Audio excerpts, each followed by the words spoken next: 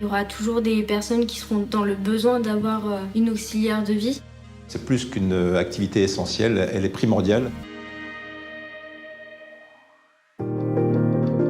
Bonjour, Cyrielle, auxiliaire de vie. Fait, député. On va aller chez une dame qui a fait un AVC il y a 30 ans. Et ensuite, vous allez me suivre chez un monsieur qui vient de refaire un retour au domicile après avoir passé quelques mois en EHPAD. Bon, ouais, me suivez alors. Comment s'organise une journée? On commence à 7h, on finit à 13h30.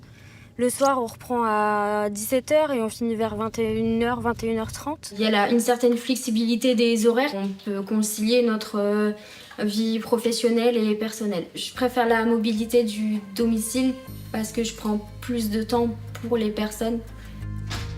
Bonjour Madame Crête. Bonjour. Vous allez bien? Bah oui, ça va, monsieur fait. J'accompagne Cyrielle pour la journée. Tu vas avoir du travail, hein. Certainement. Tu vas bien t'amuser, tu vas voir le cul des dames. Je viendrai vous dire, on va peut-être pas jusque-là. Ça fait 2 ans que j'interviens chez Madame Côtière. Il y a son mari qui l'accompagne chaque jour pour l'aider au mieux à son quotidien. Quand on m'a dit, vous pouvez la mettre en EHPAD, je dis non, non. Tant que je peux, Et tant qu'elle peut vivre à domicile. Voilà. Et je ne peux pas me séparer d'elle. C'est... Comme je dis, j'ai signé devant le maire. Il m'a dit dans la santé, dans la maladie. Je n'ai pas réfléchi à l'époque et j'ai dit oui. Mais bon, je ne regrette pas.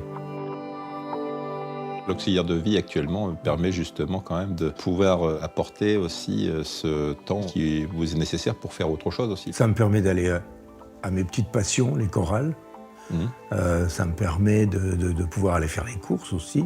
C'est ce rapport des aides de vie. C'est vrai qu'il faut que le courant passe entre Monique et l'aide de vie.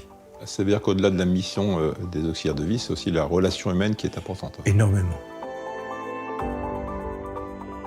La profession d'auxiliaire de vie, vous, qu'est-ce que ça vous apporte? Pour beaucoup, l'amabilité, la gentillesse. Ce que je peux plus faire moi-même, elles le font, c'est super. Elle fait ma petite toilette, elle m'aide à m'habiller. Elle sourit avec toi. Ouais, Ça, elle est souriante. Ça, elle est souriante, Cyrielle, c'est vrai. Bah oui, discute de bricoles, n'importe quoi, mais on discute un peu, hein, Cyrielle. Oui, tout à fait. On a un soutien moral. On est là pour les aider, on se sent utile. Et je me sens pour ma part passionnée par ce métier. Lorsqu'on a des bénéficiaires, ces personnes sont attachées à garder la même auxiliaire de vie. On arrive à créer un lien qui fait qu'ils sont attachés à nous. J'arrive à faire une barrière entre le bénéficiaire et moi. Alors là, on va chez Monsieur ici qui a fait un retour au domicile il y a 1 mois. Qu'est-ce que ça vous a apporté, le fait que Cyrielle et bien sûr Oui, ses collègues interviennent chez vous? Ah ben, ça apporte un beau soulagement. Ça me relâche un peu de prise sur monsieur Kissé quand même. J'ai demandé pour qu'il revienne. Mais pour qu'ils puissent revenir, il faut aussi, bien sûr, avoir ce de l'aide. soutien, Oui, voilà, tout à fait. et les interventions Tout à fait, oui. d'auxiliaires de vie. Et là, je pense qu'on a trouvé une très bonne organisation. Les compétences qu'il faut pour faire le métier d'auxiliaire, c'est être patient, faut être souriant, faut aimer les gens. J'ai eu l'occasion et l'honneur de participer aux interventions de Cyrielle. C'est là où on se rend compte que ce métier est essentiel pour que les personnes qui sont en difficulté puissent rester le plus longtemps possible au domicile. C'est un secteur qui recrute, c'est un secteur en plein développement. Le secteur vous est largement ouvert. C'est une fierté de venir travailler tous les jours pour aider les autres. On a une reconnaissance de la part de la famille et de la personne assistée. Il ne se perdra pas ce métier-là.